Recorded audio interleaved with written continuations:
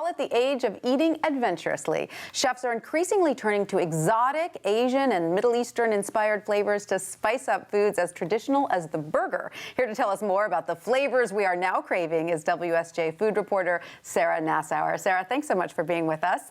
Thanks. So the current generation of Americans, the sort of 35 and under, seems to be really craving these exotic flavors, but more than that, they seem to expect more out of their food. They really do. I think eating out is more than a meal for a lot of younger diners, younger meaning under 35. And, you know, they want an experience. They want to have something creative that they couldn't cook at home or that they tasted at that really authentic Korean place they went to in New York once. They want the new stuff, the new flavors. And so how is this playing out in both the high-end and the lower-end restaurant scene? You see it happening a lot. You know, you can now get sriracha as a drizzle for your Pizza Hut pizza. And sriracha is a spicy, chili paste. Oh, I know it well. They have it at Fresh & Co. downstairs as an optional salad dressing. You can get it as a salad dressing. Yes. But we're also seeing at high-end restaurants, they're sort of going a little bit beyond that, experimenting with other traditional Asian, Middle Eastern condiments that would sort of be in a very traditional dish, would always be on the side, and they're putting them in their cuisines of all types. So are these sauces and condiments then becoming sort of a gateway to the full Monte, a sort of way? Yeah, they are to some extent. You know, we love dips and sauces in America. We do a lot of ranch, we do a lot of ketchup. We all kind of grew up that way now.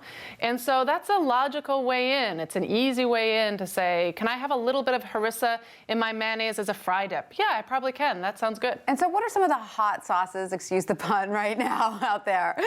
Gochujang is a big one. That's a traditional Korean fermented chili sauce paste. It can have different ingredients as well.